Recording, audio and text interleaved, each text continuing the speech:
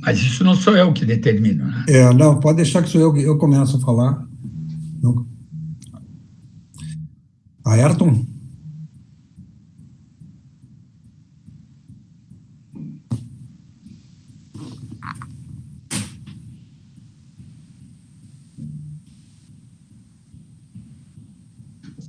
Mas isso não sou eu que determino. Já estamos no ar. Já estamos no ar, ok? Bom, boa tarde. Já estamos no ar, vamos começar então. Boa tarde a todos.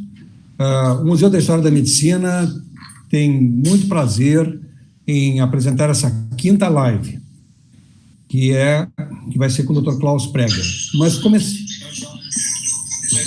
já começamos então falando que o Museu da História da Medicina é um museu que está há mais de 12 anos na Avenida Independência, número 270, no antigo prédio da Beneficência Portuguesa, ao lado da Igreja Nossa Senhora da Conceição, no Centro Histórico de Porto Alegre.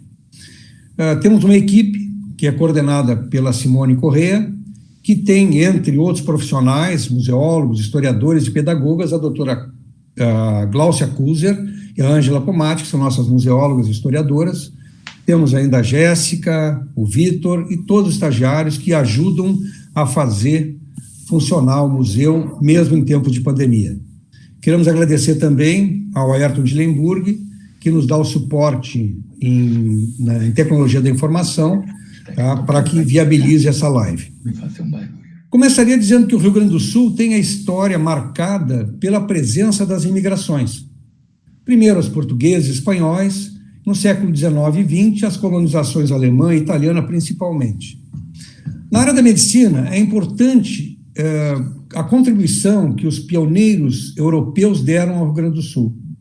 Com referência aos médicos que vieram por variadas razões ao nosso Pampa e que falavam alemão, vindo da Áustria, Alemanha e Hungria, a importância extrapola a medicina e se insere em toda a vida cultural, artística, agrícola e mesmo paisagística do nosso estado. E é sobre essa importância fundamental na história do Rio Grande do Sul, não só na medicina, mas na história e na cultura geral do Rio Grande do Sul, que hoje nós vamos ouvir o Dr. Klaus Michael Preger, médico e filho de um desses médicos que vieram enriquecer a sociedade do Rio Grande do Sul. O Dr. Klaus Michael Preger, vou cometer uma inconfidência, ele tem 83 anos de idade, é filho de Alexandre Preger, médico que migrou da Alemanha em 1933, fugindo da perseguição racial, um dos fundadores da SIBRA, que é a Sociedade Israelita Brasileira, que congrega judeus de origem alemã. Ou seja, sempre foi um empreendedor. Ele formou-se em medicina, o Dr. Klaus, em 1960, especializou-se em medicina interna e endocrinologia, meu colega de especialidade, fez pós-graduação em medicina nuclear, medicina do trabalho e auditoria médica. Estudioso da Segunda Guerra Mundial, ele faz palestras sobre o tema e, em 2010, lançou o livro Doctors, com foco nos médicos imigrantes alemães, húngaros e austríacos que vieram ao Rio Grande do Sul, e é base para o presente trabalho. É esse livro aqui, que eu estou mostrando para vocês, que eu tenho o prazer de ter nas mãos, autografado pelo autor. Dr. Klaus, o espaço é seu, pode começar a sua live, que nós estamos sedentos pela sua cultura na área. Muito bem. Primeiro, queria agradecer essas palavras bondosas, agradecer ao museu pelo convite, na pessoa do seu diretor, Dr. Marcos Rovinski.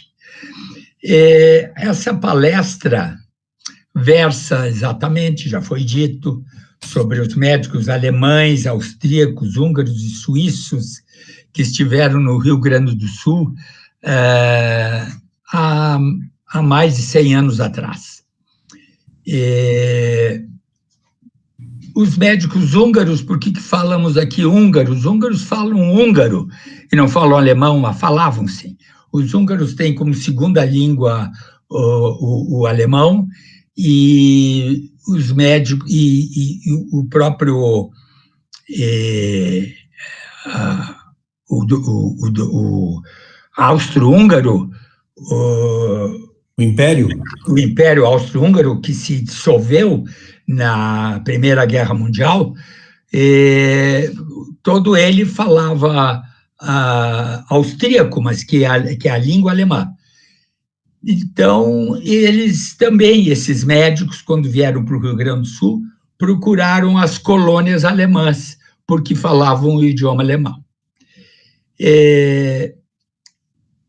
E falando sobre isso, a publicação desse livro, por que eu me interessei? Por que eu me interessei em falar sobre os médicos pioneiros do idioma alemão? Em primeiro lugar, porque meu pai foi um deles.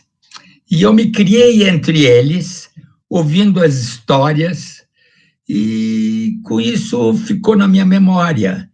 Só que, quando eu resolvi publicar uma obra sobre isso, eu pensei comigo, só sobre memória, eu não vou publicar um livro sobre minhas memórias, só sobre as memórias. Ia faltar substrato. Então, nós resolvemos, eu digo nós, porque a minha esposa me ajudou muito, nós resolvemos procurar os descendentes desses médicos e marcar entrevista com eles. Fomos sempre os dois, fomos fazer as entrevistas no interior do Rio Grande do Sul, fomos em outros estados também, fomos no estado de São Paulo, e enquanto eu fazia a entrevista, a Marlene colhia os documentos, as fotografias, os diplomas e outros documentos que serviram depois para que fossem digitalizados, que eu copiasse, fotografasse, e, naturalmente, todos eles foram devolvidos para os seus parentes. E com esses documentos, ficou realmente mais fácil fazer, ficou mais completo. Tanto é que eu tenho, junto com as biografias, sempre fotografias da família, fotografias de onde eles trabalharam, fotografias dos diplomas, enfim, ficou um trabalho bem mais completo. Então, esse trabalho aqui, essa publicação, é uma homenagem a esses médicos que trabalharam, foram pioneiros no Rio Grande do Sul e trabalharam em condições adversas, mas que tiveram sucesso no exercício da sua profissão. São os médicos de 100 anos atrás, mas eu preciso também falar sobre os médicos atuais, sobre os heróis atuais. E isso é uma homenagem, eu quero prestar uma homenagem também aos heróis atuais, a esses médicos que estão atendendo o inimigo comum, inimigo mundial comum, que é um vírus que nem o microscópio mostra, de tão pequeno que é. No entanto, eles estão dedicando a sua vida, estão dedicando o seu tempo no combate a essa epidemia, essa pandemia, oferecendo praticamente a sua vida nesse combate, porque muitos desses médicos, vamos dizer, pelo mundo inteiro, pode dizer que milhares de médicos foram contaminados e centenas de médicos já faleceram no cumprimento do dever. Então, eu me sinto obrigado a homenagear os médicos antigos e os médicos, os heróis atuais também. Bom, como é que esses médicos apareceram no interior do Rio Grande do Sul? Não foi por geração espontânea, não foi porque Deus criou os médicos no interior do Rio Grande do Sul, não foi assim. Existem antecedentes, causas. Existe o fato e existem consequências, sequência desse fato também. Como em todo evento histórico, todo acontecimento histórico, tem antecedência, tem o fato e tem as consequências. Vamos ver alguma coisa sobre os antecedentes. Como é que começou a imigração alemã no Brasil e depois no Rio Grande do Sul? Vamos ver depois alguma coisa sobre as histórias, vamos bisbilhotar as biografias desses médicos, sobre a sua atuação profissional, e vamos ver também o que aconteceu com eles depois. O que aconteceu com esses médicos todos? Então, vamos lá primeiro aqui. Os fatores determinantes da imigração das populações europeias no século XIX e XX. 3 fases, 3 levas de imigrantes alemães, de imigrantes europeus, mas nós vamos falar dos imigrantes alemães. 3 levas, 3 grandes grupos, em 3 períodos distintos. O primeiro período imperial, primeiro e segundo império, o segundo grupo na Primeira Guerra Mundial, em torno da Primeira Guerra, como consequência da Primeira Guerra Mundial. E depois a Segunda Guerra Mundial, como consequência da subida ao poder na Alemanha da política nazista.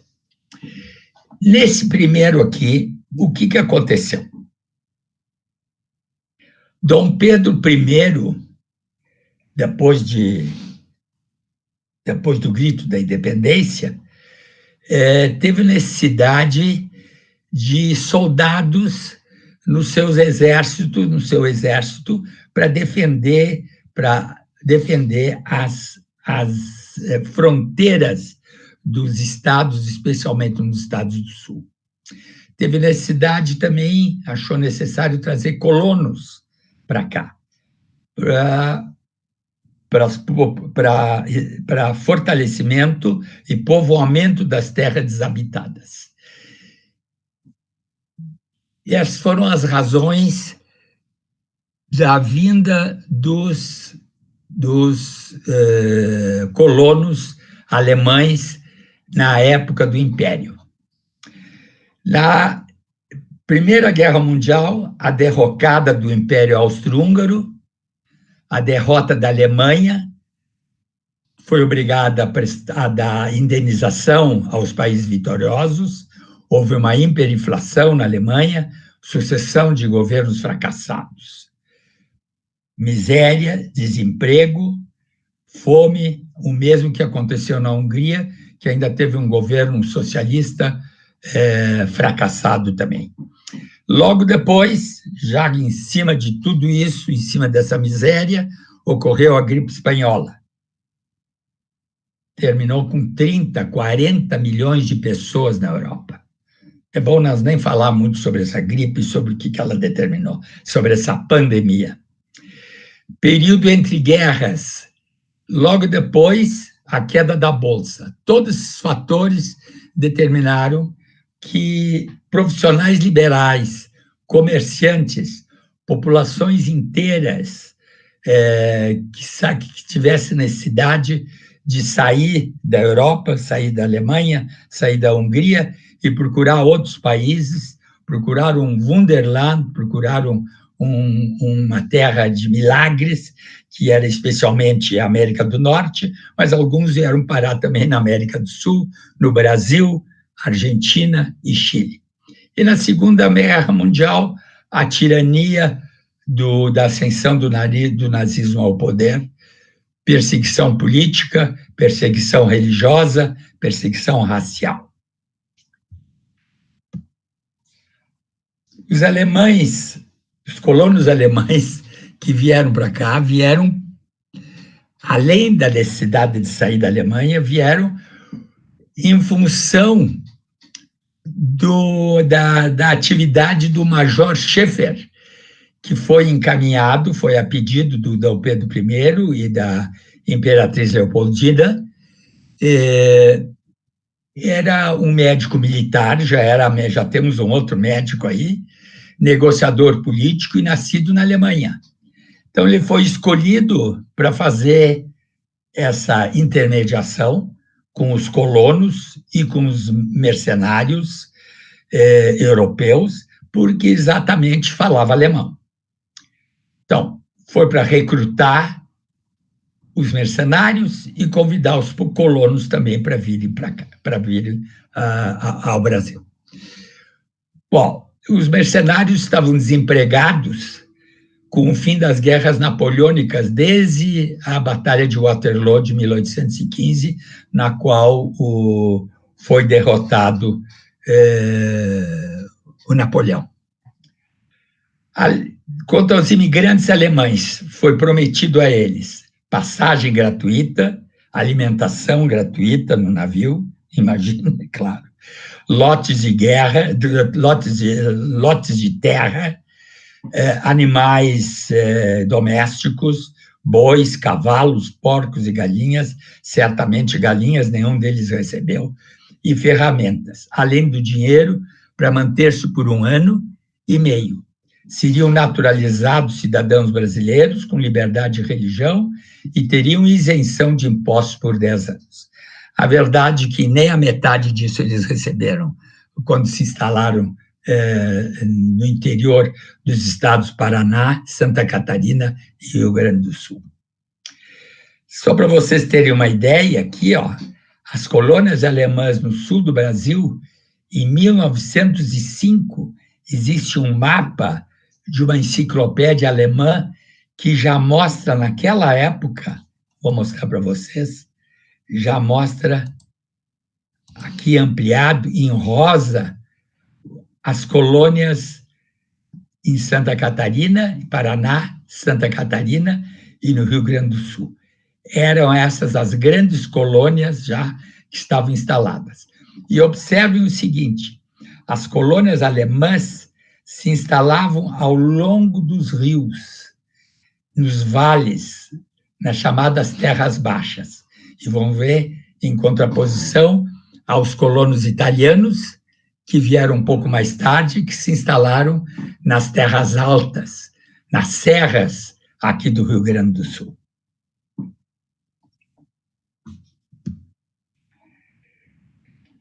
Aqui, ao longo do Rio dos Sinos, fundaram Taquari, do Rio Taquari, e Caí, fundaram São Leopoldo, Novo Hamburgo, São Sebastião do Caí, Sapiranga, Lajeado, Santa Cruz, Três Forquilhas, Santo Ângelo, Nova Petrópolis e assim por diante. Como eu disse, as colônias alemãs nas terras baixas, os colonos italianos nas terras altas. Que tipo de língua, que língua eles vieram para cá falando que língua? Eles falaram alemão, é verdade, mas não era um alemão clássico, não era aquele alemão que os profissionais liberais conheciam, que as universidades falavam, que os intelectuais falavam, era o chamado Plattdeutsch, era um alemão de nível mais baixo, em contraposição ao Hochdeutsch, que era um alemão das pessoas mais cultas na Alemanha. Além disso, além disso, era um dialeto, chamado dialeto Hunsrückisch. Por quê? Porque uma das cidades da qual eles vieram era Hunsrück, era uma cidade alemã. E esse dialeto, tipo Plattdeutsch, veio com eles, trouxeram o dialeto, e ainda misturaram com vocábulos gaúchos, dos gaúchos do interior. Essa mistura deu um dialeto completamente diferente, chamado Hunsrückisch Rio-Grandense. Olha só, isso é um idioma, era o idioma regional. Hunsrückisch Rio-Grandense.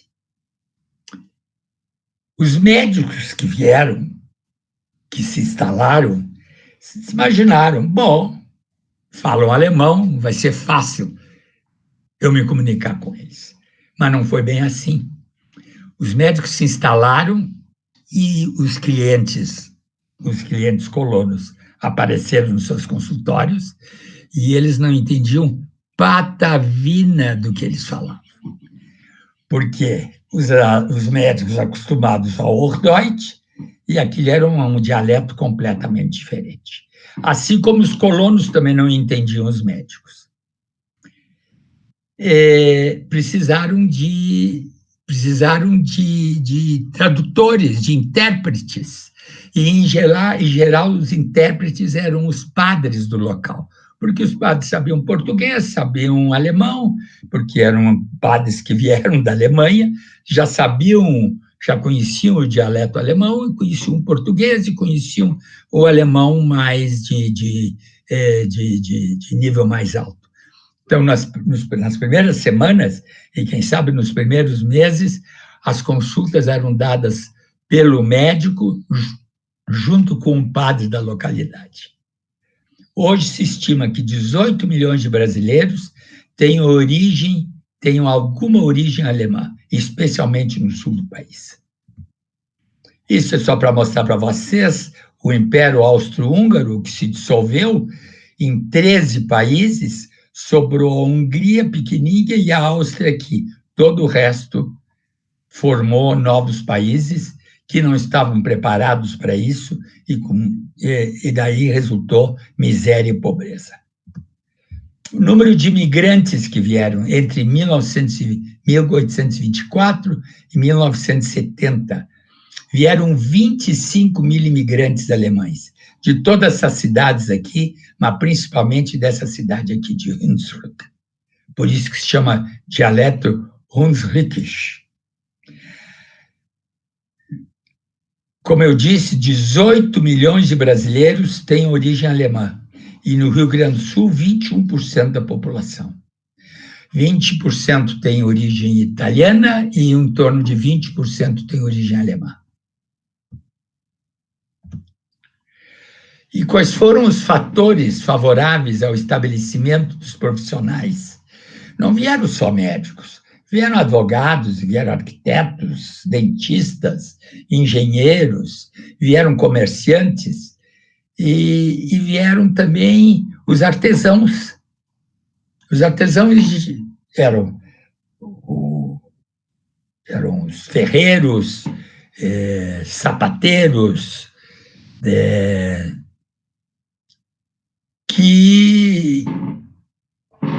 que vieram, e esses especialmente ficaram nas grandes cidades. A imigração, os médicos procuraram, então, esses locais, os profissionais, por quê? Porque havia facilidade de comunicação pelos mesmos idiomas, familiaridade de hábitos, costumes e festividades. Havia boa aceitação por parte dos colonos, dos profissionais conterrâneos, havia escassez de profissionais, havia muita doença e poucos médicos, e, além disso, essa Constituição estadual, essa que fez a diferença. Por essa razão, eles puderam atuar no Rio Grande do Sul e tiveram maior dificuldade em atuar em Santa Catarina e no Paraná, e vieram mais para o Rio Grande do Sul. Essa foi a diferença. A Constituição Estadual de Júlio de Castilhos, de 1891. Aqui está o Júlio Prates de Castilhos, que foi 2 vezes presidente do Rio Grande do Sul, se chamava na época governador, em novembro de 91 e depois 93 a 98. Em 91, assim que ele assumiu, ele escreveu a Constituição do Estado do Rio Grande do Sul. É uma Constituição, era completamente diferente da Constituição brasileira, e olha só, e ela tinha no seu bojo a Lei das Liberdades Profissionais, em que era livre o exercício de todas as profissões de ordem moral, intelectual e industrial. Bastava ter conhecimento para que ele pudesse atuar no interior, no Rio Grande do Sul em geral. Esse é o retrato de Júlio de Castilhos, aqui a Constituição, escrita por ele, e o retrato é pintado por Pedro Weingartner, também foi um imigrante, um pintor, e o quadro está exposto na Assembleia Legislativa do Rio Grande do Sul, em Porto Alegre. Não vieram só alemães, a imigração italiana também foi até maior do que a imigração alemã. 1,5 milhão de italianos vieram nesses 2 séculos. Só da zona do Vêneto vieram 100 mil imigrantes, principalmente no Rio Grande do Sul. São imigrantes da região de Vêneto, a partir de 75. Olha só, a colônia de Conde deu Bento Gonçalves, Dona Isabel deu Garibaldi, e Campo dos Bugres deu origem a Caxias do Sul. 20% da população do Rio Grande do Sul também é de origem italiana. Os médicos italianos, nós não vamos falar sobre eles, mas parece que no dia 22, também num sábado, às 2h da tarde, a professora Leonor Schwarzman vai falar sobre os médicos italianos que vieram para cá. A professora Leonor é médica, é pediatra, estudou história, foi o hobby dela, mas se formou em história, fez mestrado, fez doutorado, e a sua especialidade é a imigração italiana, os médicos italianos. Então, ela também vai proferir uma palestra a pedido do Museu de História da Medicina. Dia 22, sábado, às 2h da tarde. Esses são os livros dela, que são as obras. Olhares do Médico Viajante, fala sobre Giovanni Palombini, avô do Bruno Palombini, que foi tisiologista, eu digo foi porque ele é já falecido também, e médicos italianos do sul do Brasil. Só para vocês situarem, ela é esposa do Gilberto Schwarzman, que é médico oncologista aqui de Porto Alegre. A vinda desses médicos e profissionais liberais no período nazista, a razões políticas e raciais. É muito importante isso aqui, que assim que o nazismo subiu ao poder, com Hitler sendo escolhido como chanceler, começou a perseguição aos opositores políticos, perseguição violenta aos políticos e aos civis que não concordavam com as ideias nazistas. Foram agredidos, presos, torturados, deportados e foram presos, colocados em campos de concentração. Muitos deles eliminados depois disso. Os campos de concentração, os primeiros campos de concentração, entre eles de Dachau, foram construídos especialmente para receber opositores políticos. Imagine a quantidade de opositores que foram presos e maltratados e muitos deles eliminados. Pode-se dizer que foram dezenas de milhares de políticos e de civis contrários às ideias nazistas que foram perseguidos e eliminados. Aqueles que conseguiram sair, que conseguiram fugir antes de serem presos, vieram para os Estados Unidos, América do Norte, e vieram para a América do Sul, e muitos deles vieram também para o Brasil e Estado do Rio Grande do Sul. Esse é motivos políticos. Motivos raciais. Logo que ele assumiu, decretou as leis raciais, a iniciar pela lei do boicote, onde as famílias não era permitido terem trabalho normal, sustento da família, os chefes de família não puderam mais sustentar a família, não puderam mais trabalhar, nos médicos, nos seus consultórios, os advogados e engenheiros nos seus escritórios, assim por diante, e os comerciantes também não puderam mais, tiveram que fechar as suas casas de comércio.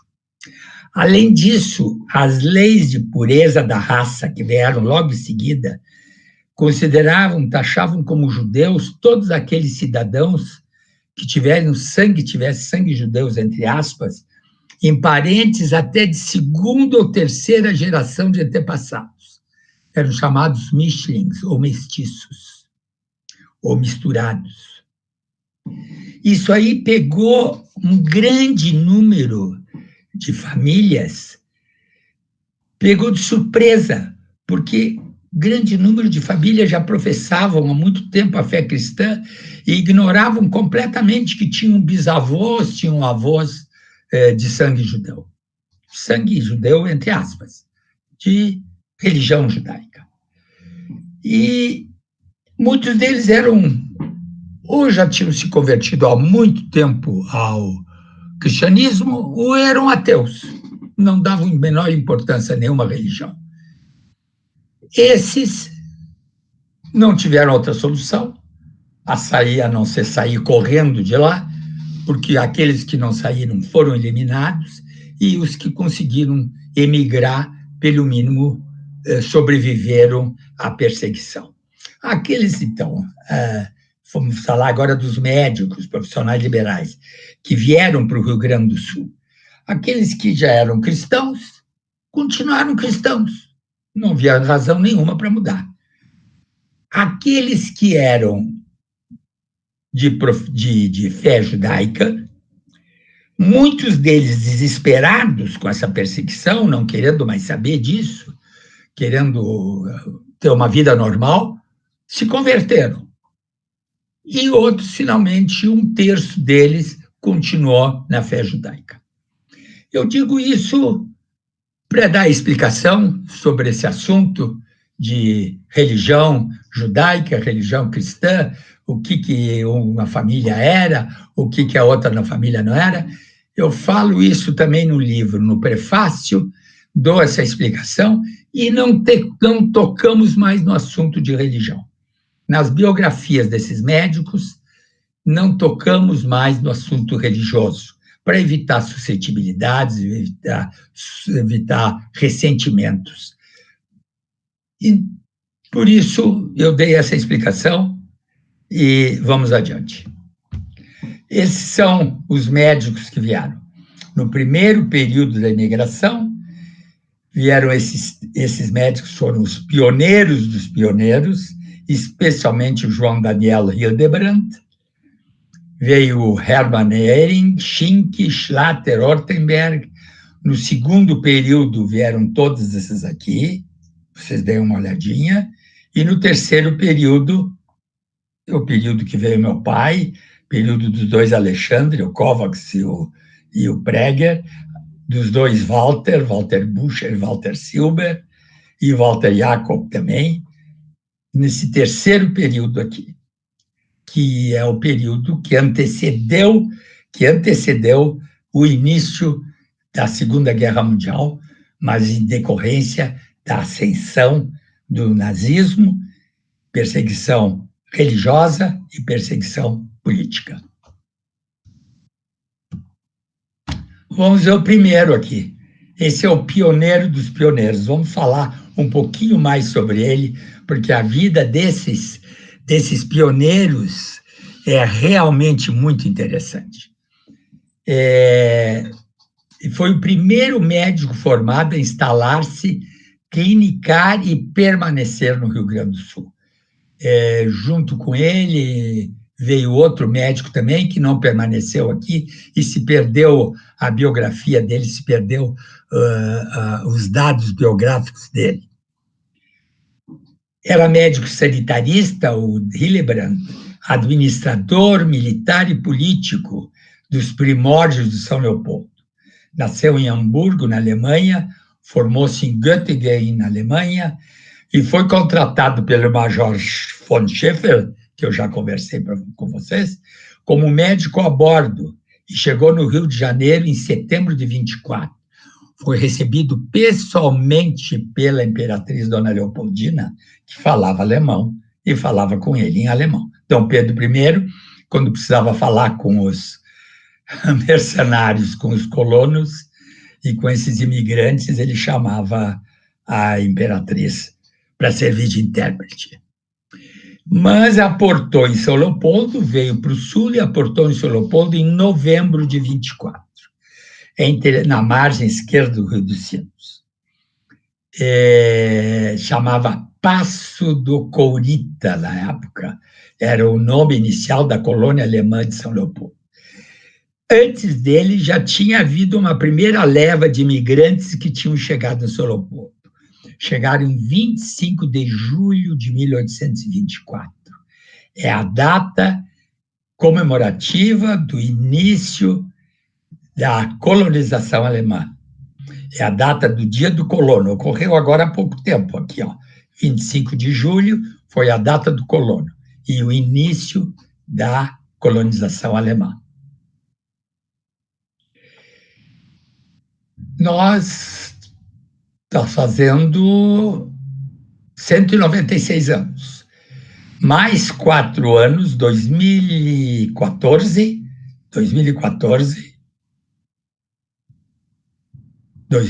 não, 2024, desculpe.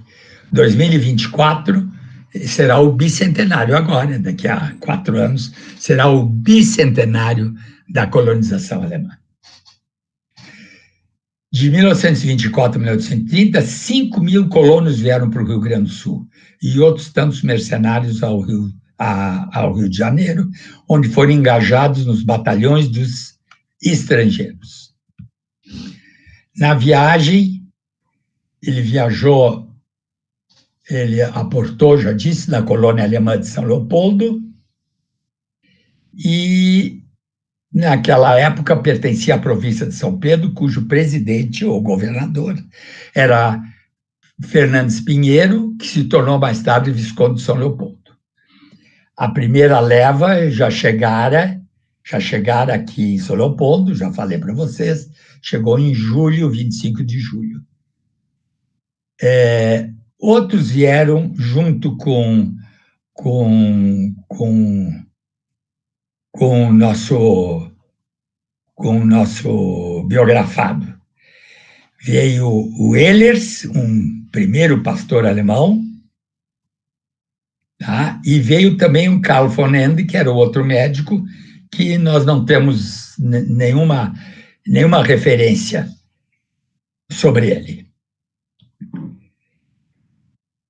Naquela época, já existia motor, já existia máquina a vapor, já existiam alguns navios a vapor, mas os transatlânticos, o que o Schaeffer contratou, foram barcos de 3 velas, transatlânticos de 3 velas.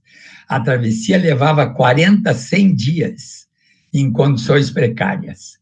Houve até um motim, claro, iniciado pelos mercenários, que os mercenários, quando terminou a guerra, eles estavam desempregados e se tornaram, na Europa, assaltantes, arruaceiros e criminosos.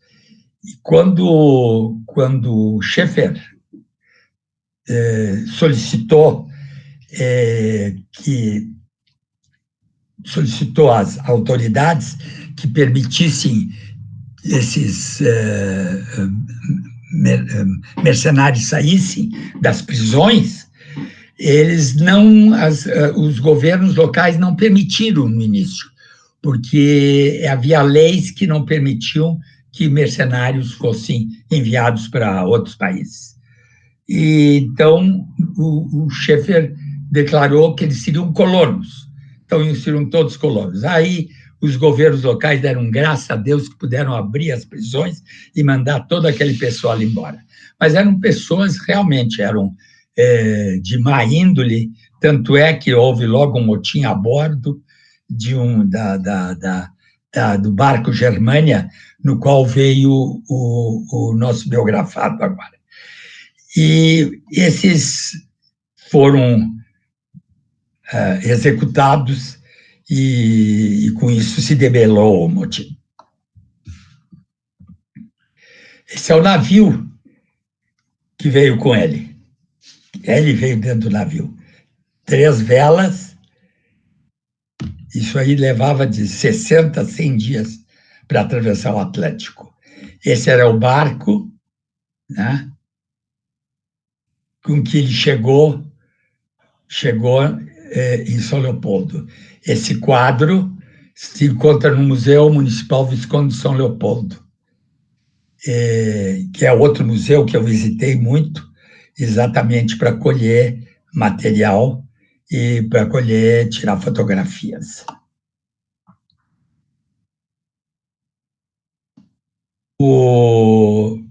Ele participou, ainda jovem, da Batalha de Waterloo, quando Napoleão foi derrotado. Foi nomeado vice-inspetor, organizou vice-inspetor da colônia de São Leopoldo, organizou listas de dados completos dos colonos imigrantes, foi o primeiro censo demográfico da região, participou da Revolução Farroupilha, como legalista, não como revolucionário, foi nomeado coronel da Guarda Nacional, todos esses títulos. Recebeu o título de cidadão brasileiro, presidente da Câmara Municipal, recebeu o comando da Ordem de Cristo e é considerado patriarca da colonização alemã. Foi médico generalista da comunidade leopoldense, de toda a comunidade e arredores. Ele exercia o trabalho no consultório, nas residências e no lazareto, que era um pequeno hospital local. E aqui, interessante esse. O Hillebrand destacou-se no atendimento dos pacientes atacados de cólera morbo em 1855 em São Leopoldo. Ele conseguiu debelar a epidemia como o único médico de toda a região, apenas com medidas sanitárias. Nós estamos precisando desse médico por aqui. Debelou uma epidemia só com medidas sanitárias. Ele conhecia já o trabalho do médico húngaro Semmelweis, que é aquele pioneiro da higiene das mãos, que a campanha dele é de 1850 e a cólera foi em 1855. Então, vejam só, o Semmelweis, quem aconselhava a que médicos, antes das cirurgias e antes dos partos, lavassem demoradamente as mãos, porque ele imaginou que as mãos é que estavam provocando doenças nas parturientes e em médicos e infecções dos pacientes operados. E ele tinha razão. Só que ele foi mal compreendido, Semmelweis foi mal compreendido na sua época, e ele atravessava as ruas gritando: lavem as mãos, coisa e tal, que no fim ele foi internado num sanatório de doenças psiquiátricas. Então, vejam só, com medidas sanitárias, debelou uma epidemia de cólera, e o outro passava pelas ruas gritando: lave as mãos, exatamente como nós precisamos fazer agora. Nós precisamos desses dois médicos atualmente aqui. Aqui o Hillebrand, a fotografia da figura, que é esse quadro se encontra também no Museu de São Leopoldo. Olha aqui as condecorações dele. Tem até uma rua lá, nome de Dr. Hillebrand, em São Leopoldo.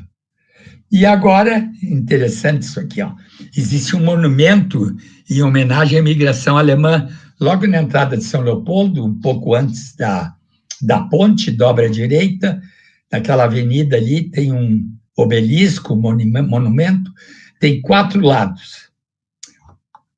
Um dos lados é o Visconde de Rio Branco, o outro lado, Dom Pedro I, o outro, Imperatriz Leopoldina, e no quarto lado, o nosso patrono da imigração aqui, Hillebrand.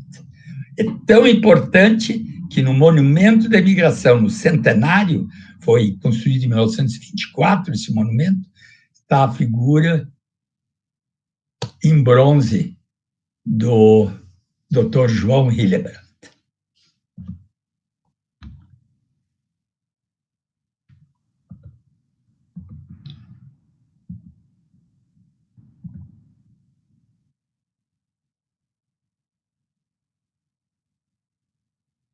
Aqui, ó, vamos, os outros pioneiros.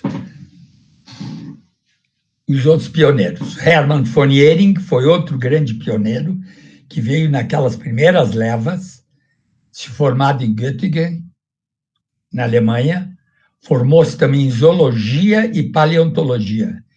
Clinicou em Taquara e depois em Guaíba, foi parar em São Lourenço, construiu a sua casa numa ilha na foz do rio Camaquã, era chamada a Ilha do Doutor, Dr. Insel, e a ilha, e ele era chamado o Doutor da Ilha, Insel Doctor.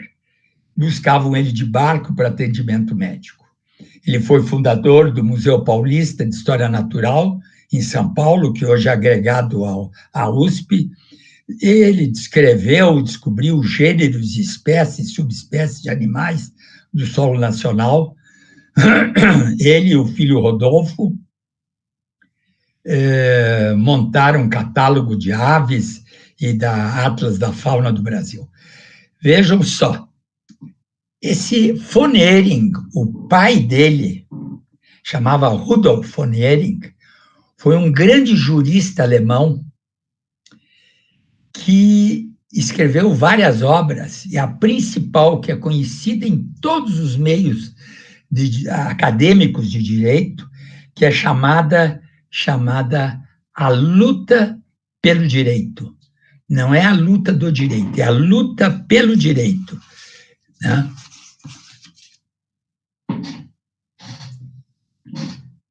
Onde ele propõe que só pelo direito que ia se conseguir alcançar a paz mundial entre as nações e dentro da sociedade. Um jurista famoso, advogado famoso, era de se imaginar, ora, o filho vai fazer direito, está com tudo pronto para ser professor de direito na faculdade. Mas não, por algumas razões que nós desconhecemos, deve ter tido uma bronca muito grande com o pai, ele saiu, se formou em medicina, e ali, mesmo assim não ficou na Alemanha, veio fazer América, terminou na América do Sul, no Brasil, no Rio Grande do Sul, na foz do rio Camaquã. Foi muita bronca com o pai dele. Foi parar na foz do rio Camaquã. Mas foi uma pessoa muito importante, né? Para a zoologia, para a paleontologia brasileira. Aqui está ele, Hermann von Ehring, diploma. Carl Schinck, outra figura incrível, veio em São Leopoldo, se formou em 1886 e foi médico da campanha militar alemã no sudoeste africano-alemão. Hoje aquela zona é chamada de Namíbia, é a Namíbia que se tornou independente. O seu diário, ele escreveu um diário, relata as incursões da tropa alemã contra os guerrilheiros hotentotes africanos. Foi o primeiro genocídio do século XX. Genocídio perpetrado pelas tropas alemãs. Mas ele era um médico, ele não era combatente e nem era militar de patente elevada. E essa obra dele, esse diário, foi traduzido pelo filho Werner Schinck, que publicou Diário da África, Diário de um Médico Alemão na Guerra dos Hotentotes. É publicado em alemão e é traduzido em português. É uma obra, não é, vamos dizer assim, para cá, para a nossa cultura, ela pode não ser importante, mas é muito importante para a Alemanha, para os historiadores, para quem quer estudar a história alemã, a campanha militar deles na África, onde ele relata as incursões praticamente dia a dia. Esse quadro aqui, o painel dessa exposição, se encontra no MUM, no Museu de História da Medicina, família dele, ele andando a cavalo, figura e o diário dele. O Dr. Werner Schink, ele lançou ano passado um livro e solicitou para lançar o livro no nosso museu. Agora, com essa pandemia, ficou difícil. Ele está com 93 ou 94 anos de idade, mora em Estrela, e tem um filho que é médico também em Santa Cruz do Sul, que é patologista. Então, é uma dinastia dos Schink, né?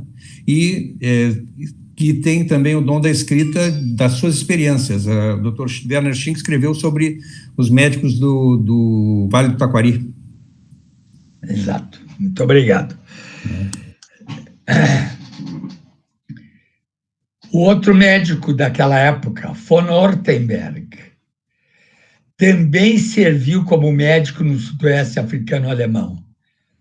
Reformado como militar, veio para Santa Cruz, mas retornou à Alemanha para servir no exército imperial alemão.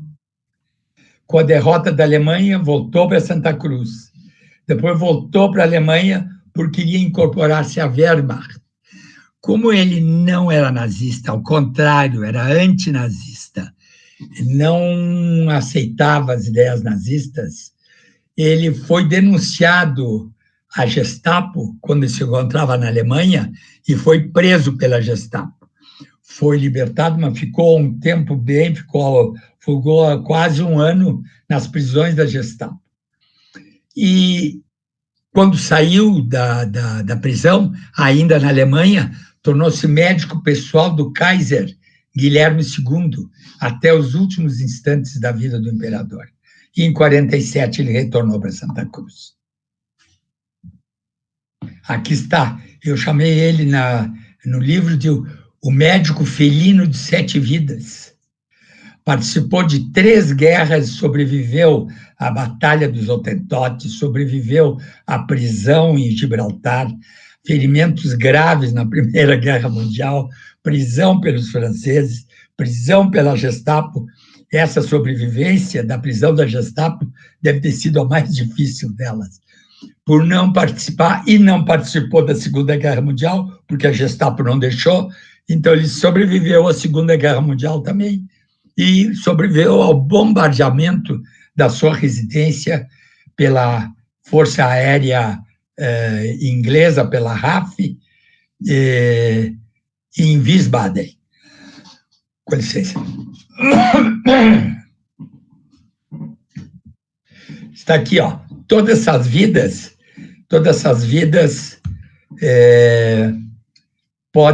nós podemos escrever sobre essas biografias romance de 300, 400 páginas.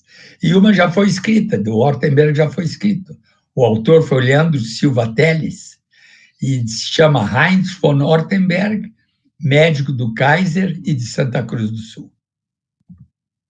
Gabriel Schlatter, outro médico daquela época, eu falo dos pioneiros, veio para cá como médico prático e favorecido pela Constituição do Rio Grande do Sul.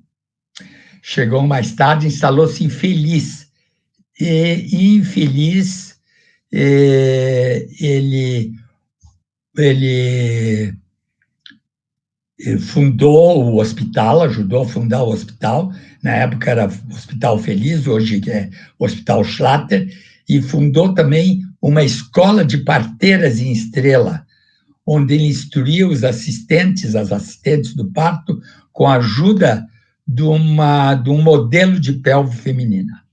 Mas antes disso, é interessante na vida dele que ele, quando jovem, quando 17, 18 anos, trabalhou no Hospital São Vicens, na Áustria,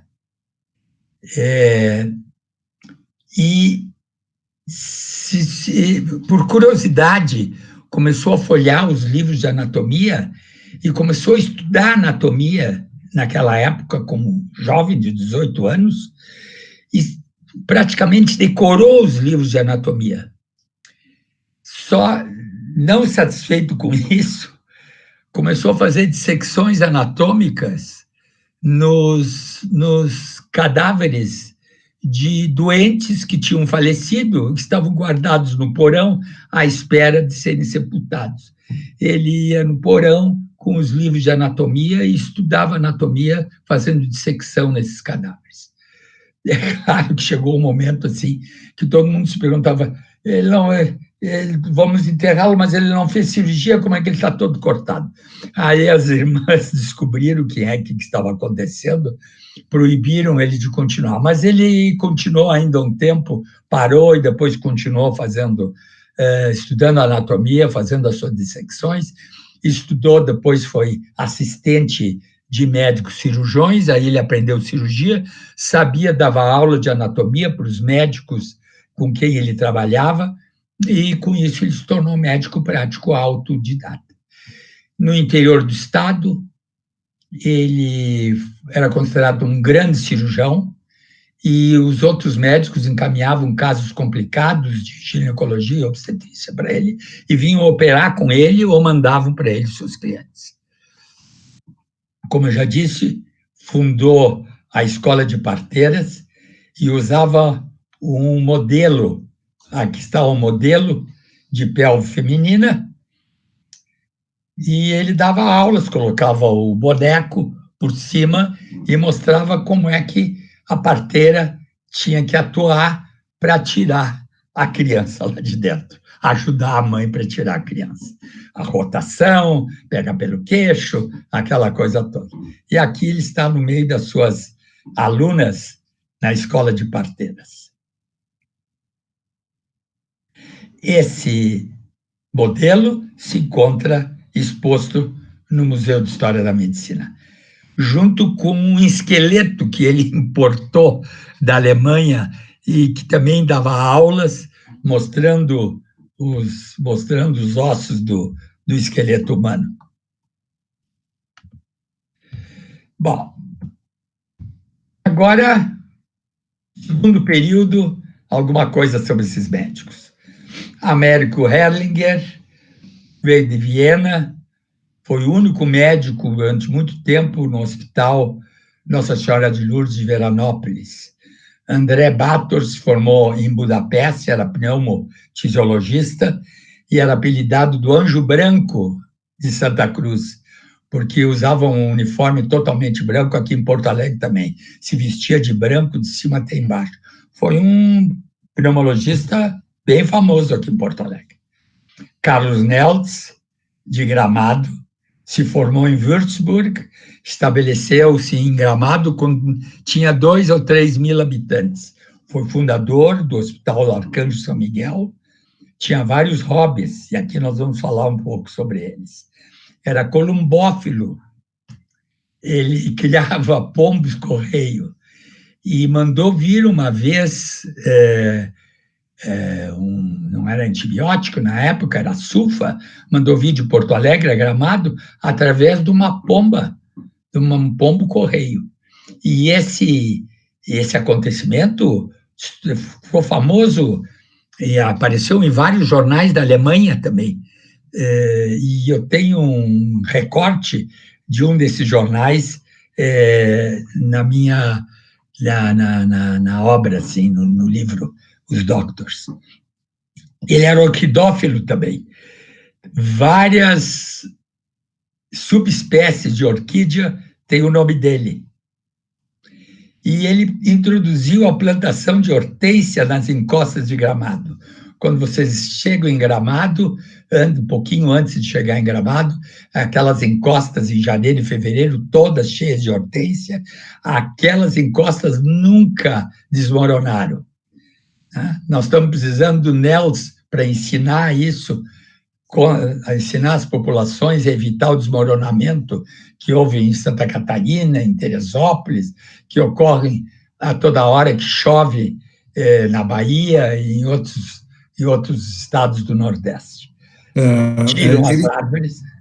Klaus, a hortênsia não é uma planta da América, né? Ele importou essa hortênsia e vê aqui, ele modificou a paisagem gaúcha e hoje, em função desta iniciativa, a região das hortênsias tem esse nome, né?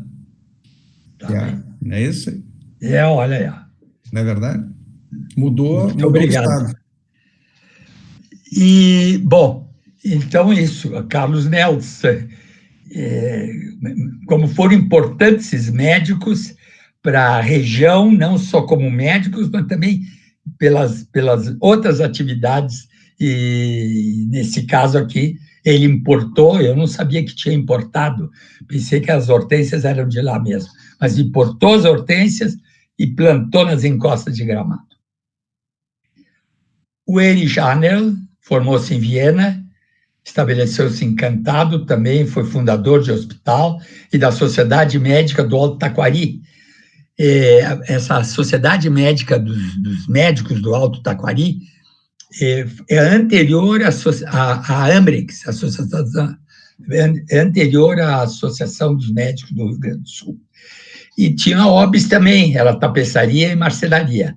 A filha dele, a Gabriela Hahnel, mora aqui em Canela, e até hoje ela tem tapetes que foram tecidos pelo pai. Vou mostrar depois para vocês. Os irmãos Báthory. Os irmãos Báthory escrevem de uma maneira um pouco diferente, mas isso é por questão de registro. Eram irmãos nascidos na Hungria, um se instalou em São Leopoldo, o outro veio para Porto Alegre. O Estevão era um exímio remador e nadador, e muitas vezes atravessou o Rio dos Sinos a nado, e se havia uma dificuldade em arrumar um barco para visitar um paciente no lado oposto, ele ia visitá-lo a nado mesmo. Isso aí parece brincadeira, mas é verdade. Ele atravessava o Rio dos Sinos a nado durante as enchentes para visitar seus clientes. Levava roupa seca num saquinho de plástico na época. O Nicolau Báthory trabalhou em Porto Alegre, era vizinho no edifício Cruzeiro do Sul, dos Walters, Walter Silber e Walter Bucher. Hugo Rothmann, otorrino, formou-se na Hungria, fez especialidade de otorrino em Viena, e foi um dos pioneiros na plástica de nariz no Rio Grande do Sul. A rinoplastia. Eu era cliente do Rothmann, ele que me operou as amígdalas. Eu não vou contar para vocês, mas parece que foi sem anestesia. Tudo bem, eu perdoei ele já. Ele tá aqui, foi cirurgião das amígdalas do Presidente Antônio. E no consultório tinha a propaganda dele, da rinoplastia, tinha aquelas fotografias famosas que nós conhecemos, o antes e o depois. Tinha no consultório dele as fotos. Antes e depois da rinoplastia, da cirurgia de nariz. Helena Seifer é a única doutora aqui dessas biografias todas, formou-se na Alemanha, mas clinicou principalmente em Porto Alegre, e a especialidade era doenças mentais e idosos. E ela seguia, por muito tempo, ela seguiu as teorias da médica romena Anna Aslan, e ela aplicava medicamentos de ação rejuvenescedora, era novocaína que era aplicada na época. Eu acho que, se deu certo naquela época, até que nós podíamos usar isso aí também um pouco. Ação rejuvenescedora de novocaína nas décadas de 50, 70. Mas havia uma teoria, com livros e trabalhos publicados pela Anna Aslan. Brugger, médico de Caxias, também tem uma sequência de origem a vários médicos Bruggers, né? Foi conferido o título de honoris causa pela Universidade de Caxias do Sul. Era cirurgião, radiologista e radioterapeuta em Caxias do Sul. Várias gerações, deu origem a várias gerações de médicos. Salanki, ele também veio da Hungria, foi conhecido em Porto Alegre como urologista, trabalhava na enfermaria de urologia da Santa Casa de Porto Alegre. Era violinista amador e um dos fundadores da OSPA, em novembro de 1950. Júlio Hegedus, médico em Bom Princípio, foi fundador também da Sociedade de Médicos do Alto Taquari e amante de música, não perdia concertos para se encontrar com seus colegas húngaros. Ladislau Rutkay, outro médico húngaro, veio de Budapeste, cirurgião e ginecologista, clinicava aqui na capital e ocupou vários cargos diretivos do antigo Sandu, Serviço de Atendimento Médico Domiciliar de Urgência. Hoje tiraram o D, ficou só SAMU. Foi fundador do Hospital São Manuel, em Porto Alegre, e recebeu da Faculdade de Medicina de Budapeste 2 diplomas, diploma de ouro e diamante, enquanto trabalhava aqui no Brasil, em Porto Alegre. E me levou. Devo a ele o início da minha carreira no Sandu daquela época. Luiz Kellen, olha só a quantidade de médicos, hein? Luiz Kellen completou os estudos de medicina em Budapeste, clínico renomado em Porto Alegre, apreciador da música clássica também, promoveu a vinda do maestro Pablo Comas, que ele conhecia de Budapeste, que estava no Uruguai, em Montevidéu. Ele trouxe, fundaram a OSPA e ele foi o primeiro maestro da Orquestra Sinfônica de Porto Alegre. Trabalhava na Pinto Bandeira, era vizinho do meu pai quando trabalhava na Pinto Bandeira também. Miguel Cosma, de Passo Fundo, foi médico militar no exército austro-húngaro durante a Primeira Guerra Mundial. Era radiologista. Até hoje existe em Passo Fundo o serviço de radiologia Miguel Cosma. Me parece que não pertence mais à família, mas continua sendo um serviço de radiologia. Roberto Fleischut, também da Alemanha, se formou com o professor Sauerbruch, que era um cirurgião famoso, professor de cirurgia, de técnica cirúrgica na Alemanha.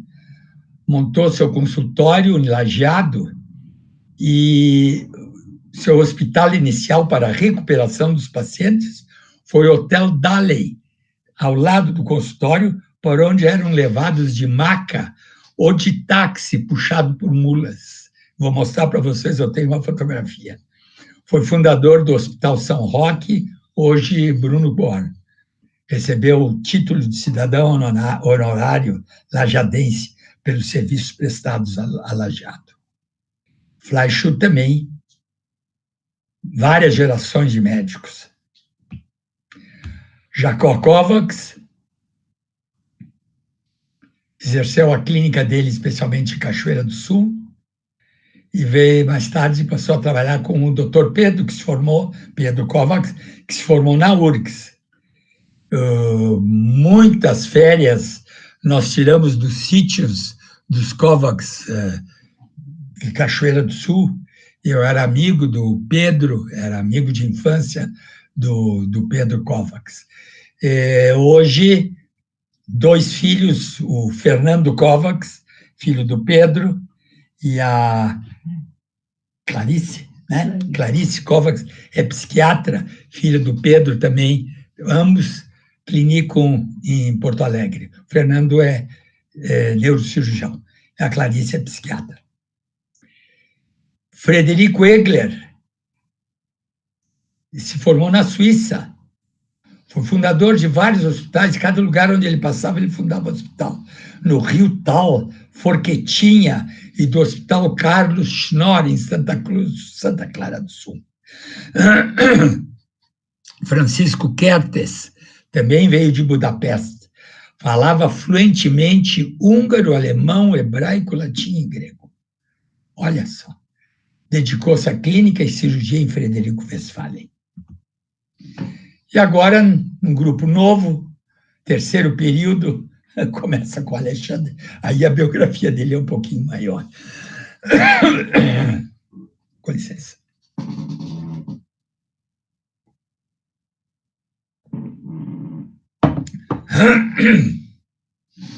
Herr Dr. Preger, meu velho bom pai, nasceu em Berlim, em função da lei racial, se formou também em Berlim, e migrou em 1933, já casado com a minha mãe, irmã Klausler.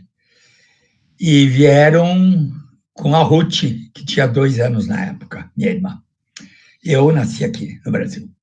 Primeiramente, trabalhou no Rio de Janeiro, trabalhou como propagandista de laboratório e visitava os médicos de origem alemã, porque ele falava em alemão com eles.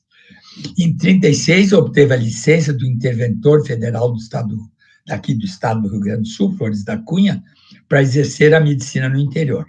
E fixou-se em Corvo, era município de Estrela na época, hoje é município de Colinas. Praticava medicina generalista, clientela infantil, adulta, idosa, clínica, cirurgia. Era auxiliado pela anestesista e instrumentadora Frau Dr. Irma, minha mãe. Fazia parte de um grupo de médicos estrangeiros e alemães e húngaros, e era amigo de todos eles. Por isso que eu conheci todos eles, praticamente todos. Eles visitavam a nossa casa, né? Eu ouvia histórias deles, eu ouvia os problemas que eles estavam tendo no interior, né? E nós visitávamos os sítios do Kovacs e o Hospital de Quatro Irmãos do Goldberg, do Dr. Goldberg, e com isso eu consegui juntar o que eu sabia de memória com as entrevistas e os documentos que eu fui obtendo. Quando ele veio para Porto Alegre, se instalou no edifício Veracruz, ele clinicava no 5º andar. Também apreciador da música clássica, tinha vasta coleção de discos de 45 e 33 rotações. Imagine. Era uma vasta, tinha mais de 500 discos. Trabalhou até 85 anos e faleceu em 1992. Aqui eu só quero mostrar, de novo, os primeiros médicos, como é que eles vieram nesse tipo de navio veleiro. Já meu pai e os médicos da Segunda Guerra, e os médicos que vieram em torno, imigraram em torno da Segunda Guerra, já vieram com navio a vapor, já bem melhorzinho. Esse chamava Sierra Salvada, vou mostrar para vocês aí. E esses são navios transatlânticos de hoje. É outro nível, né? Tudo bem. Aqui, ó, a minha irmã, dentro do salva-vidas, Sierra Salvada.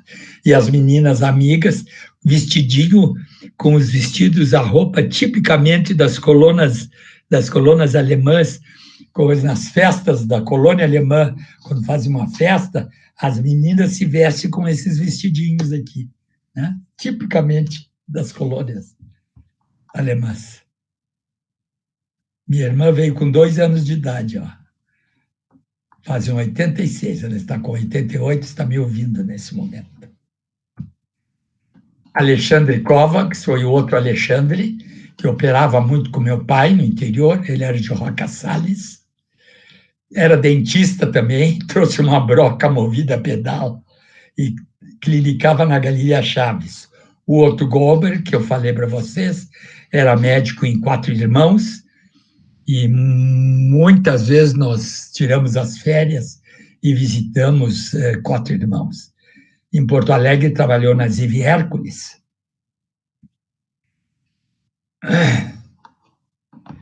Otto Goldberg é pai do Kurt, Pedro Goldberg.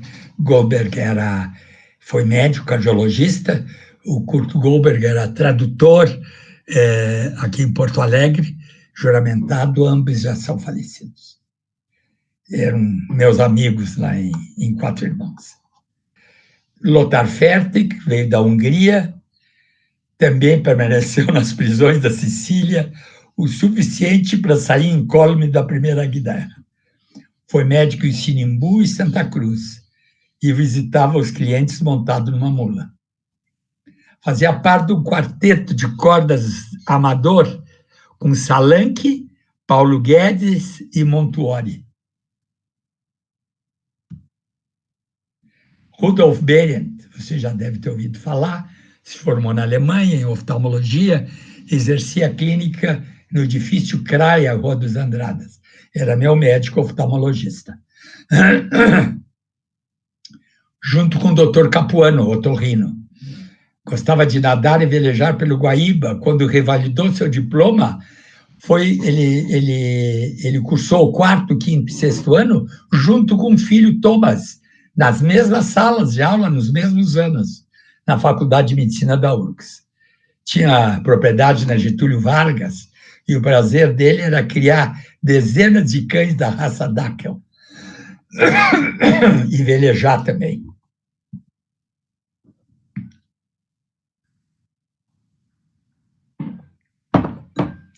Rodolfo Maier foi médico em Antagorda, Antônio Prado, Vacaria e Porto Alegre.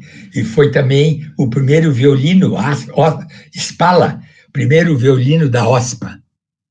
Passou grandes amarguras, depois eu conto alguma coisa para vocês, com a proibição do exercício profissional por estrangeiros durante o Estado Novo. Siegfried Kronfeld, pai do Matthias Kronfeld, austríaco em Viena, estudou medicina e logo nos primeiros anos na faculdade de Viena tornou-se livre-docente em clínica. Olha só, foi o mais jovem livre-docente da faculdade. Dedicou-se à clínica, à cirurgia, radiologia, radioterapia e ainda adquiriu formação psicanalítica. Trabalhava a Senhor dos Passos, em Porto Alegre. Era poliglota de 6 idiomas. Gostava também da pintura, marcenaria, botânica, astronomia, remo e música. Olha só. Erich Albersheim formou-se em Colônia, especializou-se em pediatria numa famosa clínica na Alemanha. Sua esposa Erna era operadora de radioterapia. Deixou manuscrita em caligrafia impecável, uma autobiografia, onde ele também relatou suas atribulações com a suspensão da sua licença, que foi revertido com a revalidação do seu diploma. Passou momentos muito difíceis, ele e a família. Walter Jakob, após dar baixa no exército prussiano, como enfermeiro, formou-se em medicina na Alemanha. Fez especialidade em gineco e obstetrícia e medicina tropical. Quando ele trabalhava em Juruá, contaram a ele que muitos macacos estavam morrendo nos bosques próximos, das florestas próximas de Juruá. E ele, medicina tropical, tinha noções de medicina tropical, fez o diagnóstico de um surto de febre amarela na cidade essa de Juruá. Estabeleceu mais tarde em Porto Alegre. Os Walter Zilber foi pediatra, Walter Bucher, ginecologista, obstetra, trabalhavam no edifício Cruzeiro do Sul, eram vizinhos de consultório. Né? O Walter Zilber imigrou em 1933 também, logo na subida do nazismo, e fixou-se em Paraí, mudou-se definitivo para Porto Alegre, tocava piano, órgão nas igrejas do interior e era aficionado em xadrez. O Walter Busch formou-se em Colônia, fixou-se em Estância Velha, fundou o Hospital São Pedro, hoje Getúlio Vargas, e em Porto Alegre dedicou-se, já falei, ginecologia e obstetrícia. Aqui estão os diplomas para mostrar para vocês, os diplomas do Alexandre Breger, aqui o diploma do Herrlinger, né? Tem vários diplomas no livro Os Doctors. Aqui mais diplomas de Siegfried Kronfeld, né? Já falei para vocês sobre ele, e do Walter Bucher. Os trabalhos de doutoramento Os médicos, naquela época, tinham que fazer trabalho de conclusão de curso, tinham que defender a tese, era mais do que trabalho de conclusão, eram teses de doutoramento, tinham que defendê-las. A tese, publicavam. Até hoje, eu tenho o trabalhinho de doutoramento do meu pai. Aí está. Cabeçalhos dos receituários deles, olha só. Os Báthories, escrito diferente, um com Y, outro com I, mas eram irmãos, do Alexandre Preger. Eu consegui ainda um cabeçalho do receituário da Alemanha. Então, eu recortei isso para mostrar para vocês. Olha aqui, ó, ele trabalhava no bairro Treptow, e aqui é a rua Damweg 55, e aqui, ó, Sprechstunde, era o horário da clínica, das 8 às 10, das 5 às 7. 1903, ó, 30, década de 30. É uma preciosidade isso tudo. Do Berendt aqui, ó, Andradas. Exames de refração. Nossos médicos na sala de cirurgia, Dr. Bucher, aqui uma auxiliar de anestesia. Ele era uma servente do hospital que ele ensinou a usar o aparelhinho esse de anestesia com éter, e ela fazia, auxiliava.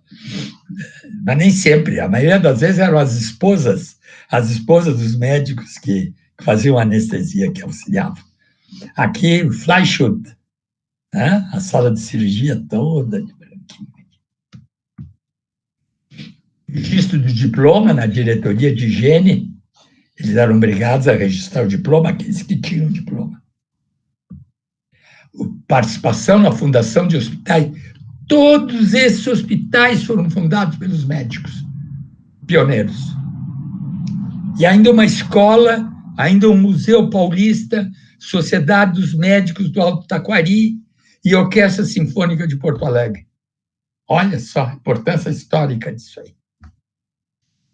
Meios de transporte, olha só, aquilo que eu queria mostrar. Os táxis puxados a cavalo ou mula, aqui não dá para ver direito se é mula ou é a cavalo, na frente do consultório do Roberto Fleischhut, formando fila, levando os clientes para o consultório e levando para casa. Parece ser fila dos táxis da Santa Casa, aqui em Porto Alegre. Olha só.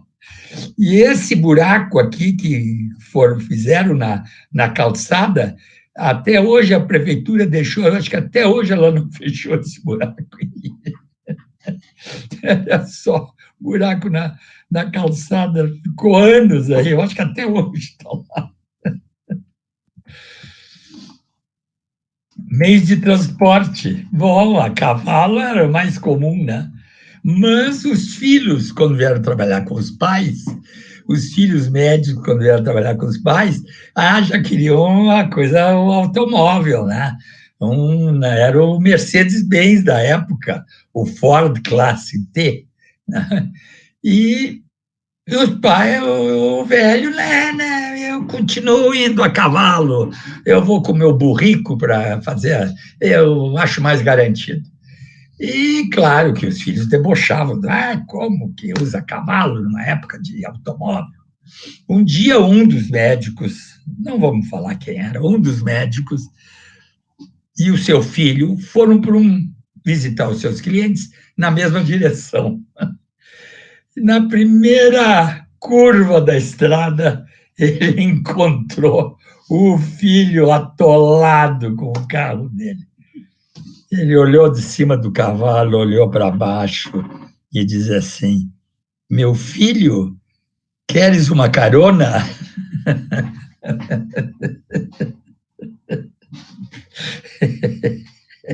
Não sei o que aconteceu. Aqui é aquilo que eu falei para vocês, os passatempos. Olha, o Anel tecia um tapete. Olha que bonito. Parece o tapete persa.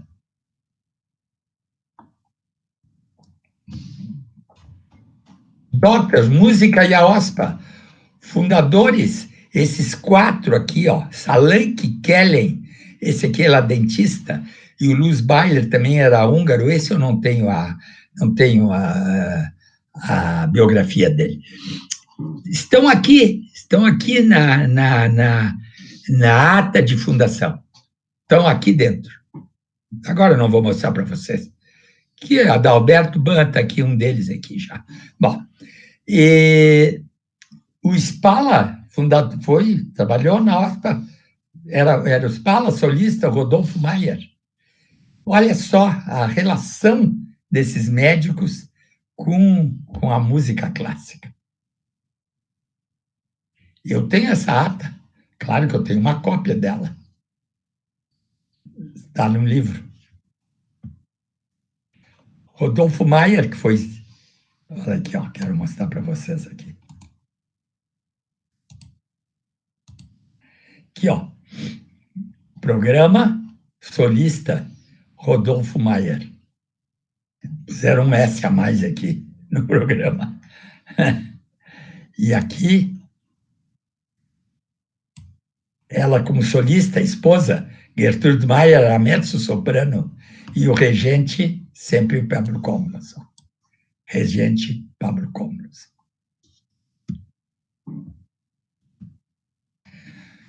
E aí, o que aconteceu? Até agora tudo bem, né? Não, tá bom. Até agora tudo bem, mas aí o que aconteceu? Constituição Nacionalista do Estado Novo, bem diferente da Constituição do Estado aqui de Júlio de Castilhos. Novembro de 37. Só brasileiros poderiam exercer profissões liberais ou rivalidade de diplomas estrangeiros, exceto caso de exercício legítimo. Bom, o que quer dizer isso? Depois eu explico isso para vocês. Decretos nacionalistas. Foram proibidos o ensino de livros didáticos em língua estrangeira. Regulamento do Departamento Estadual de Saúde, em 38, só permitiu o exercício da medicina se habilitado por escola oficial nacional, federal ou equiparada.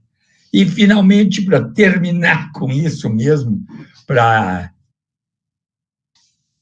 piorar mais a situação, em agosto de 42, houve a declaração de guerra do Brasil aos países integrantes do eixo. Daí por diante, o alemão se tornou uma língua proibida. Vamos ver como é que foi isso. Bom, além disso, houve a formação desde 1898, foi criada a Faculdade Livre de Medicina e Farmácia em Porto Alegre, com a formatura das primeiras turmas, formação das primeiras turmas. E esses médicos gaúchos quiseram ir para o interior também, e quiseram o lugar dos médicos que estavam trabalhando, e irregularmente, segundo eles, claro.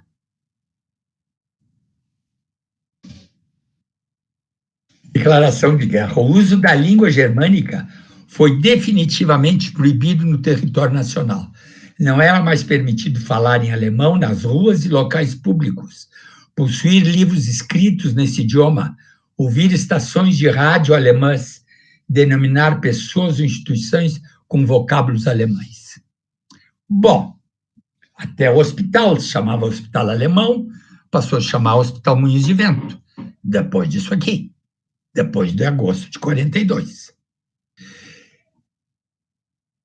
E o interior do estado do Rio Grande do Sul, que era ou italiano ou alemão, as crianças sabiam falar alemão, só tinham contato com português quando entravam na escola, e muitas vezes eram alfabetizadas pelos professores alemães e alfabetizadas em alemão, o mesmo para o italiano, né? Subitamente não puderam mais falar alemão, era proibido. E eram presos, o delegado ia lá e levava para a cadeia. E houve coisas incríveis. Um dos médicos, que eu tomei conhecimento na época, com guri ainda, invadiram a casa e tiraram o rádio de ondas curtas, tiraram todo o seu instrumental que ele trouxe da Alemanha, tiraram todos os livros de cirurgia e de anatomia, que eram livros em alemão. Tiraram tudo, esvaziaram a casa dele. Eu via isso aí quando pequeno, ficava horrorizado, digo, meu Deus, só falta a polícia entrar aqui dentro de casa. Quando minha mãe falava em alemão na rua, eu puxava a saia dela dizendo, não pode falar em alemão, tem que falar aquela outra língua, a língua que se fala na rua, e não alemão. Tá? E, felizmente, meus pais nunca foram presos, mas muitos foram presos. E tinha que ter um advogado para explicar que não tinham aprendido português ainda, mas, enfim, tiveram grandes dificuldades, só por falar em alemão. Contam, por exemplo, que no interior do estado, uma esposa de médico foi denunciada porque estava falando em alemão com os cachorros.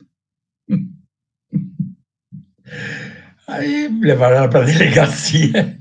Ela olhou para o delegado, senhor delegado, meus cachorros não são bilíngues, não posso, eles não aprenderam português ainda.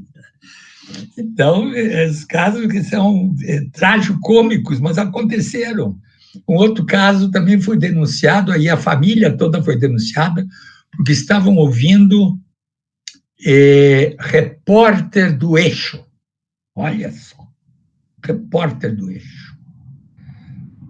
Foram para a delegacia e tiveram que explicar. O repórter não era o Eixo, era repórter Esso, que era o noticiário que dava nas estações de rádio, numa das estações, Farroupilha, não me lembro qual delas, que era repórter Eixo.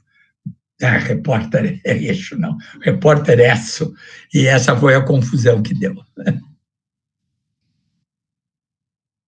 Invasão das residências, já falei para vocês, nós tivemos até campos de concentração para os alemães, italianos e japoneses, no Rio Grande do Sul, colônia penal agrícola Adalto Filho, era um campo de concentração para alemães, mas não sabe que nenhum médico tenha, não sabe que nenhum de algum médico que tenha sido preso em campo de concentração, isso não se sabe.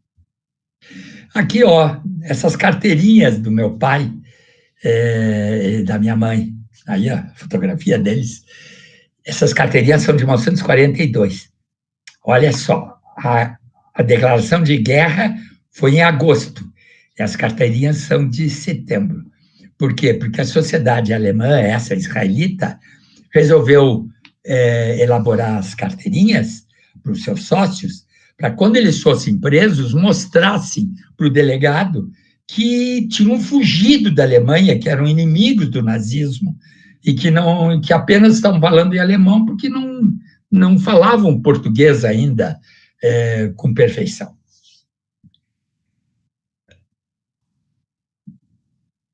Foi o primeiro, foi um exemplo de carteiraço dado para o delegado.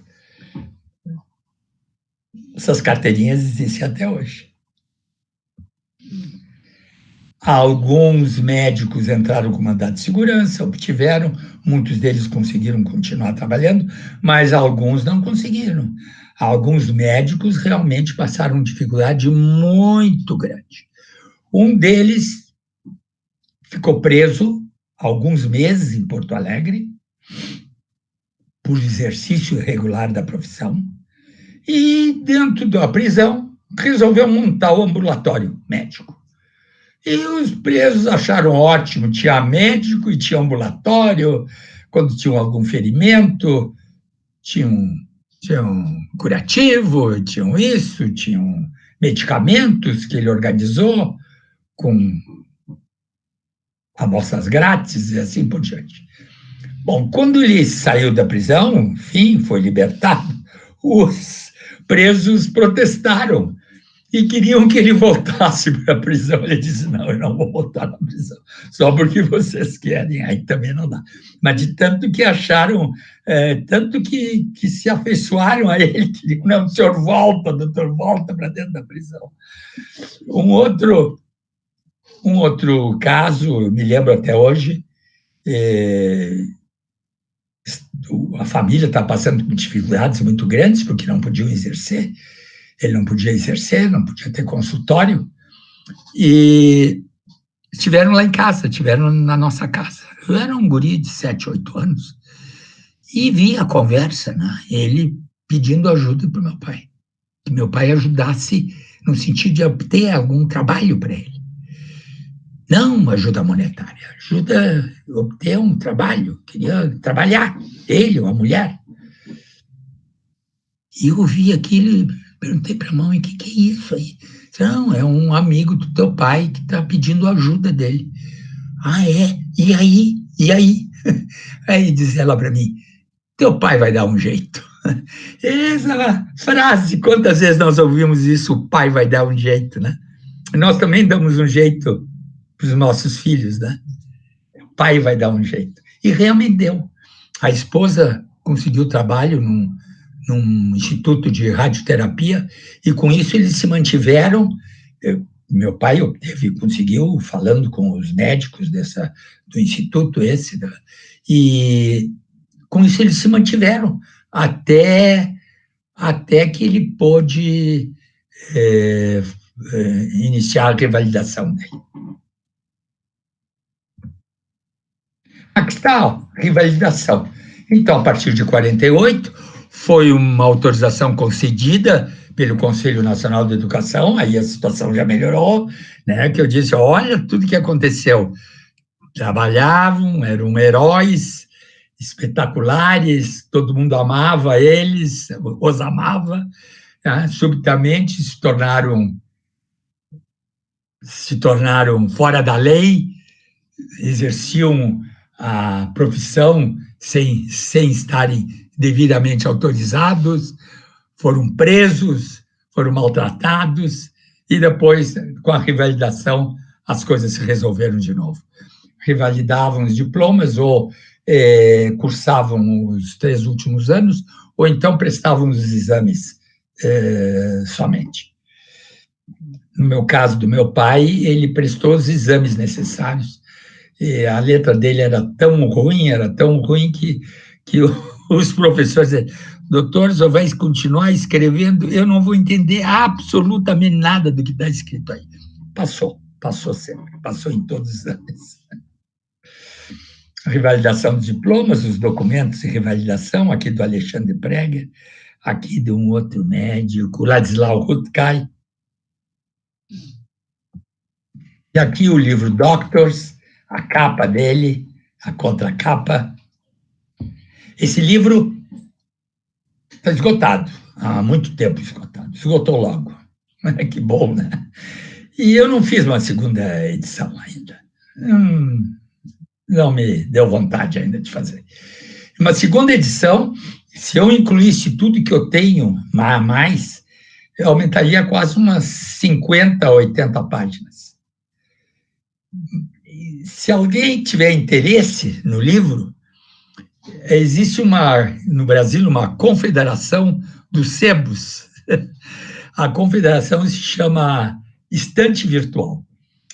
Basta entrar no Google, Estante Virtual, pede pela internet, paga pela internet, e o livro é entregue na residência da pessoa. E eles têm tudo que é livro imaginável e possível.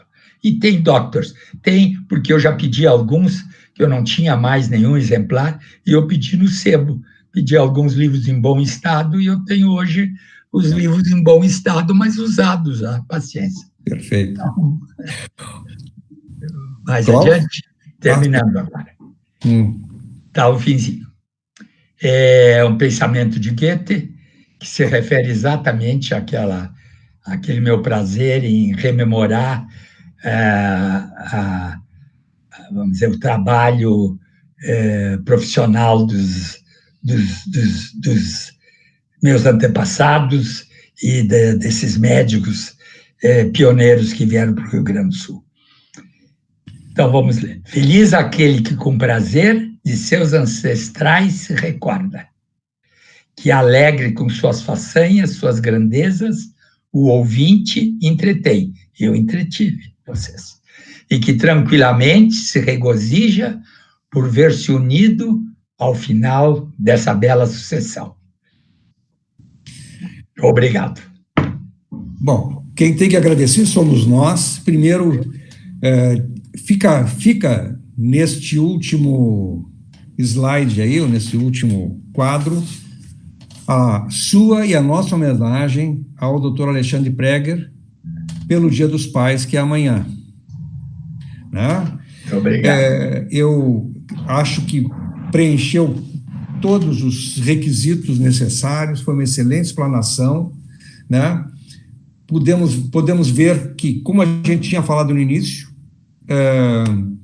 foi muito grande extra medicina a contribuição dos médicos de origem daquela região, de origem alemã, ou suíça, ou de fala alemã, do Império Austro-Húngaro também, assim como no dia 22 nós vamos ver a contribuição dos médicos italianos, como o senhor já antecipou, né? Acho que ficou muito bom, e nós só temos a agradecer, Klaus, por essa palestra maravilhosa que foi feita, por nos mostrar toda essa história aí, né? E engrandeceu a tarde e a atividade do museu. Eu concluiria só para já te agradecendo, mas colocando as atividades do museu. Essa foi a 5ª live. A primeira foi sobre a gripe espanhola, né, que foi um dos motivos de muitas vindas de europeus para cá, em 1918, e que é motivo, inclusive, de uma exposição física e agora também virtual do museu, né, que é sobre os 100 anos da gripe espanhola. Também a nossa segunda live foi a psiquiatria no Rio Grande do Sul, a terceira foi o idoso em tempos de pandemia, a quarta live, há duas semanas atrás, foi medicina e literatura, né, uma longa história de polinização cruzada, e agora essa que nos engrandeceu dessa forma. Nós temos também o museu tem exposições virtuais, então, que é a gripe espanhola, desafios da medicina, estigma e isolamento, que é sobre a hanseníase. Estamos preparando a nova exposição física, se tudo correr bem, mas também será virtual, sobre tuberculose, sobre personalidades médicas, e nós temos visitas virtuais que podem ser acessadas junto com essa live que é no Facebook do museu, no Facebook do Sindicato Médico, que é nosso parceiro de todas as horas, e no YouTube, tanto do Museu da História da Medicina, quanto no YouTube do Sindicato Médico. Então, pode ficar a qualquer momento para consulta e para visualização, essa live que o Dr. Klaus Praeger nos presenteou agora. Estamos também fazendo, a partir de setembro, um evento que vai ser virtual, que é a maturidade ativa, tá? Sobre terceira idade. Anunciando a próxima live, vai ser dia 22 de agosto, como o doutor Klaus já falou, da Leonor Schwartzman, que é médica, mestra, doutora em História, que vai falar sobre médicos italianos na formação da medicina gaúcha. Também pode ser acessado pelo Facebook, Instagram, por todas as mídias, né? E pelo YouTube. Dr. Klaus, abrimos os nossos microfones para as suas despedidas, sem antes agradecer muito pela disponibilidade e pela excelente aula que foi nos dada. Eu agradeço muito essa oportunidade, né? Há tempo mais que eu já não falava, que eu não lia mais o livro, e que naturalmente com a necessidade de fazer essa apresentação, eu folhei e li e achei o livro muito bom, por sinal, e agradeço essa oportunidade que eu tive em apresentar. E exatamente, serviu também como uma homenagem aos médicos heróis de antigamente, aos nossos heróis de hoje, e é uma homenagem também aos pais, porque toda essa turma aí são pais, né? São pais, filhos, pais, filhos que se tornaram pais também. Perfeito. Então, muito obrigado, Também. Marcos. Obrigado. Esperamos a todos no dia 22, às 14 horas, daqui 2 sábados, para a doutora Leonor. Agradecemos muito novamente ao doutor Klaus e feliz Dia dos Pais aos que são pais e até o dia 22. Um grande abraço, muito obrigado pela audiência. Tá?